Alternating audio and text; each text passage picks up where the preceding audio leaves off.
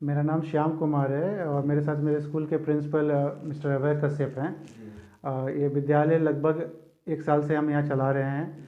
इस विद्यालय में हम बच्चों को स्कूल प्लस कोचिंग दोनों निःशुल्क सुविधा प्रदान करते हैं। स्कूल में हमारा एलकेजी से लेके क्लास 8 तक चलता है और कोचिंग हमारा 8, 9, 10 है। इस विद्यालय में हमारे पास 13 टीचर हैं जी। जो कि स्कूल और कोचिंग दोनों का काम को वो कवर करते हैं जी। और सारे सब्जेक्ट का ज्ञान बच्चों को प्रदान करते हैं। ये स्कूल चलाने का मेन मकसद हमारा ये है कि हम चाहते हैं कि इस गांव में या ये गांव से अगल बगल के जो लोग हैं उनमें से बच्चों को, जो कि स्पेशली गरीब बच्चे हैं जिनके माँ बाप उनको इसको अच्छे स्कूल भेजना अफोर्ड नहीं कर सकते, वैसे बच्चों को हम लोग यहाँ शिक्षा देते हैं और उनको ज़िंदगी में आगे बढ़ने का अवसर प्रदान करेंगे। आपका सब विद्यालय किस पैटर्न पर आधारित है? हमारा विद्यालय क्लास 8 तक सीबीएसई पैटर्न पर आधारित है। जी। क्लास 8, 9, 10 को हम लोग बिहार बोर्ड पे चालू है रखे हैं। फ्यूचर में हम सारा चीज़ सीबीएसई बोर्ड पे ही कवर करेंगे। सर, आपने एक हैंडबिल में आपने लिखवाया है बड़ी मतलब बोल्ड तरीके से कि 8 क्लास से लेकर 10th क्लास तक के बच्चों को निःशुल्क शिक्षा दी। ये क्या है, जरा इसके बारे में हमारे व्यूअर्स को बताएं ताकि लोग आसानी से समझ सकें। तो जब हम लोग इसको स्कूल खोल रहे थे तो हमको मालूम था कि अगर हम किसी बच्चे का ज़िंदगी बनाना चाहते हैं जी। तो ज़िंदगी बनता है क्लास 10th के बाद। जी। तो हम लोगों ने सोचा कि अगर क्लास 10th के बाद बनता है तो क्लास 8, 9, 10 बहुत इंपॉर्टेंट होता है, जी। जिसमें बच्चों को हम किसी कंपटीशन के लिए रेडी कर सकते हैं। जी। तो जैसा कि आप जानते हैं कि जो बच्चे जो कि सरकारी स्कूल में जाते हैं जी। उनका बहुत कम बच्चों का फाउंडेशन बहुत स्ट्रांग होता है। जी। तो उन बच्चों का हम फाउंडेशन स्ट्रांग करते हैं कि क्लास 10th के बाद अगर वो किसी एग्ज़ाम के लिए अपने आप को प्रिपेयर करते हैं बिल्कुल। तो उनमें हम उनका कंट्रीब्यूशन कर सकें और अपना क्लास 10th का मार्क्स भी उनका अच्छा रहेगा तो उनको जी। क्लास 12 में अच्छी जगह पे एडमिशन भी मिलेगा। सर, एक और सवाल है। विद्यालय में बहुत सारे ऐसे देखा जाता है कि मतलब जो शिक्षक होते हैं या टीचर्स जो होते हैं वो 10th 12th के बहुत सारे विद्यालय के लोग हायर कर लेते हैं, लेकिन आपके यहाँ किस योग्यता के शिक्षक यहाँ हैं? हाँ, तो जो भी 8, 9, 10th के हमारे पास टीचर हैं सारे टीचर ग्रेजुएशन किए हुए हैं। जी। हमारे प्रिंसिपल सर मास्टर्स किए हुए हैं। तो मैं प्रिंसिपल सर को आपके विद्यालय में कितने योग्यता अनुसार जो शिक्षक हैं, जी जी कहाँ कितने मतलब एजुकेशन प्राप्त किए हैं और किस तरह का शिक्षा दे रहे हैं? जी। हमारे यहाँ जो नर्सरी क्लास से लेके 5 क्लास तक जो टीचर्स आते हैं जी। वो ग्रेजुएशन है। जी। और जो 5 क्लास से ऊपर जो हम लोग जो खास करके जो कोचिंग में जो फैसिलिटी दिए हैं उसमें सभी लोग जो है वो मास्टर डिग्री में परसुइंग कर रहे हैं। सर, एक सवाल है, जी बहुत इंपॉर्टेंट सवाल ये इसलिए हो जाता है कि आमतौर पर देखा जा रहा है कि जो गार्जियन से अपने बच्चे का एडमिशन स्कूल में करा रहे हैं उसके बावजूद भी होम ट्यूशन और कोचिंग पर ज़्यादा वो निर्भर है। क्या विद्यालय में उस तरह का शिक्षा नहीं दिया जा रहा है? देखिए सर, ये हमको लगता है कि यहाँ के लोगों के माइंड में ये ट्रेडिशन चल गया है, ठीक है, कि हमको स्कूल के बाद बच्चों को कोचिंग में भेजना ही भेजना है या फिर होम ट्यूशन में टीचर्स को लगाना ही लगाना है। लेकिन मेरा यहाँ मानना है कि अगर स्कूल में अच्छे हम शिक्षा देते हैं, ठीक है, प्रॉपर ढंग से अगर हम लोग बच्चे को 4 घंटा या 5 घंटा अच्छे ढंग से पढ़ाते हैं तो फिर हम लोग बच्चों को एक्स्ट्रा क्लासेस देने की कोई ज़रूरत नहीं है, ठीक है। तो यहाँ पे 2 चीज़ें हैं, या तो गार्जियन को माइंड मेकअप करना होगा कि हमारे स्कूल में बच्चे जो जहाँ जा रहे हैं वो बच्चे अच्छे से पढ़ रहे हैं, और बच्चे को भी थोड़ा इफोर्ट लगाना होगा। उसके बाद बच्चों को एक्स्ट्रा ट्यूशन की कोई ज़रूरत नहीं होती है। सर, आपके विद्यालय में, चूंकि आप इस विद्यालय के प्रधानाध्यापक जी हैं, तो आपका जब संदेश जाएगा तो समाज में एक अलग अलग जगेगा। जी तो अभी मैं चाहूँगा कि जो गार्जियन सोच रहे हैं अपने बच्चे का एडमिशन कराने के जी लिए, तो उन बच्चों का एडमिशन के लिए क्या एडमिशन प्रक्रिया शुरू हो चुकी है या अप्रैल में होगा आपके विद्यालय जी में? इसके बारे में बताएं। जी। हमारे यहाँ अभी एडमिशन जो है चल रहा है, जी। ठीक है। और एडमिशन में कोई विशेष प्रक्रिया नहीं है। हम लोग जनरली एक रजिस्ट्रेशन फॉर्म देते हैं, ठीक है, वो उस पेरेंट्स को ले जाना होता है।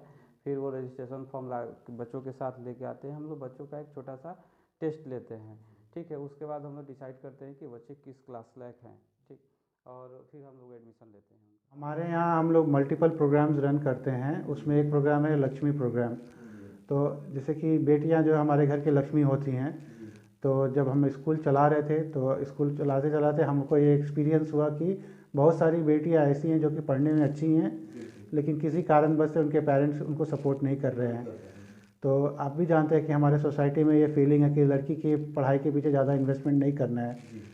तो हम लोगों ने ये लक्ष्मी प्रोग्राम स्टार्ट किया। लक्ष्मी प्रोग्राम के तहत हम क्या करते हैं कि हम बच्चियों को स्कूल बैग सारे साल पूरा 1 साल का बुक्स कॉपी, कलम, जूता, मोजा, स्वेटर, ड्रेस सब देते हैं। इसके अलावा हम उनके हर एक महीने उनके अकाउंट में 350 रुपया डालते हैं, जिससे उनका कुछ बुनियादी खर्चों का वो ख्याल रख सके। और हम दवाइयों का बेसिक जो दवाई होता है, जो बच्चों को तबीयत ख़राब हो सकता है, उसका भी पैसा हम देते हैं। तो इस प्रोग्राम के तहत हम लोगों ने बच्चियों को इनरोल कर रहे हैं, जो कि हमारे स्कूल के या कोचिंग के बच्ची हैं, जो पढ़ने में अच्छी हैं और उनको फाइनेंशियल हेल्प चाहिए। सर, आपने तो बहुत सारी बता दिया कि मतलब जो सुविधाएं आप दे रहे हैं निःशुल्क में, तो इन सब का करने के पीछे मकसद क्या है, उद्देश्य क्या है, और क्या लगता है कि और भी जितने भी स्कूल या संस्था चल रहा है एजुकेशन के सेक्टर में, उन लोगों को भी इस तरह से बढ़ चढ़ कर हिस्सा लेना चाहिए? देखिए, जो लोग जैसे संस्था चल रहा है, वो लोग फाइनेंशियल काम कर रहे हैं, तो उनके साथ साथ उनको कुछ ऐसे सेक्शन सोसाइटी के सेक्शन को हेल्प भी करना चाहिए, जो कि पैसों के कारण वो पढ़ाई नहीं कर पाएंगे। तो जो गरीब हैं उनको भी एक हक देना चाहिए कि उनके ज़िंदगी में भी उनको कुछ अवसर मिले, वो आगे बढ़े। अगर अमीर और गरीब के बीच में बहुत ज़्यादा डिफरेंस क्रिएट हो गया, तो वो जो अमीर है उनके लिए भी अच्छा नहीं रहेगा। तो जो सोसाइटी के ऐसे सेक्शन के लोग हैं, अगर हम उनको किसी तरह से हेल्प कर सकते हैं, तो हमको ऐसा लगा कि सबसे बेस्ट आप किसी का मदद कर सकते हैं तो शिक्षा से कर सकते हैं, क्योंकि शिक्षा आपके साथ ज़िंदगी भर रहेगा और उस ज्ञान का आप उपयोग करके ज़िंदगी भर अपना रोजी रोटी कमा सकते हैं, अपने माँ बाप का ख्याल रख सकते हैं, आप खुद का और दूसरों का भी ख्याल रख सकते हैं। और सर, आपके विद्यालय से रिलेटेड एक सवाल मैं लेता हूँ। आपके विद्यालय में चूंकि आमतौर पर देखा जाता है कि जब कोई गार्जियन से एडमिशन कराते हैं तो देखते हैं कि क्या कंप्यूटर का एजुकेशन दिया जा रहा है या नहीं दिया जा रहा है, तो क्या आपके यहाँ कंप्यूटर का भी व्यवस्था है बच्चों के लिए? हाँ, तो जैसे कि आप अब हमारे बिल्डिंग को देख सकते हैं, अभी हम लोग का जो क्लासेस है ग्राउंड फ्लोर पे है, ऊपर के फ्लोर पे काम चल रहा है। तो अभी हम कंप्यूटर का एजुकेशन दे रहे हैं बच्चों को, ठीक है ना। स्कूल में लैपटॉप सुविधा उपलब्ध है, लेकिन फ्यूचर में जब आप आइएगा 6 महीने के अंदर, तो ऊपर ऊपर कंप्यूटर लैब भी रहेगा। और ये सब सारी सुविधा हम बच्चों को निःशुल्क ही देंगे, जिसमें उनको कंप्यूटर का ज्ञान भी दिया जा रहा है। इस विद्यालय में और भी सुविधा उपलब्ध हैं, जैसे कि इंटरनेट सर्विसेज है और कैमरा है, सिक्योरिटी कैमरा हमने इंस्टॉल करके रखा है, बच्चों का सामान का ध्यान रखा जा सके। ऑनलाइन एजुकेशन का फैसिलिटी है, बगल वाले क्लासेस में ही हम लोगों ने टीवी इंस्टॉल करके रखा है, जिसमें इंटरनेट के माध्यम से कोई भी टीचर आपको बाहर से भी पढ़ा सकता है। अभी हमारे पास एक टीचर है बैंगलोर में, PhD इन इंग्लिश हैं, तो वो हमको ऑनलाइन के थ्रू ही पढ़ाती हैं। तो ऐसे हमारे प्लान है कि जो टीचर हमको यहाँ लोकल में नहीं मिलेंगे, उनको हम बाहर के टीचर को पढ़ा सकते हैं। जैसे एक टीचर थी वर्षा मैम, उनका शादी हो गया तो वो उड़ीसा चली गई, लेकिन अभी उनको फिर से मार्च से पढ़ाने का मौका देने वाले हैं, तो वो यहाँ नहीं आ सकती हैं, लेकिन वहाँ पे कंप्यूटर या मोबाइल के माध्यम से वो बच्चों को यहाँ पढ़ा सकती हैं। सर, अंत में जो भी गार्जियंस आपको देख रहे हैं, उन लोगों से आपका अंतिम संदेश क्या होगा, ताकि लोग आपके विद्यालय से जुड़े और अपने बच्चे का यहाँ दाखिला करें? देखिए, हम लोग का इंटेंशन बहुत अच्छा है और हम चाहते हैं कि जो जिसके मम्मी पापा के पास पैसा नहीं है ज़्यादा, और या फिर किसी कारण से वो नई पढ़ाई में बच्चों का मदद कर सकते हैं, तो वो हमारे यहाँ आएँ। हमारे यहाँ एडमिशन लेने का बहुत ही सिंपल प्रोसेस है। रजिस्ट्रेशन फॉर्म भरे, हम लोग बच्चों को उसके बाद स्कूल का जो ड्रेस होता है, जूता होता है या किताब, ये सब खरीदने के लिए बोलते हैं। स्कूल का सामान भी, किताब भी हम 50% रेट पे देते हैं, जो कि मार्केट में कहीं नहीं मिलता है आपको। और कपड़ा भी हम लोग बहुत सस्ते दामों पे उपलब्ध कराते हैं बच्चों को। तो इसके बाद वो हमारे यहाँ पढ़ने के लिए रेडी होंगे, तो फिर आना है, आने जाने का है। अभी आने जाने के लिए हमारे स्कूल में बस का फैसिलिटी नहीं है, तो बस का फैसिलिटी ऐड करने के लिए हम अभी काम कर रहे हैं।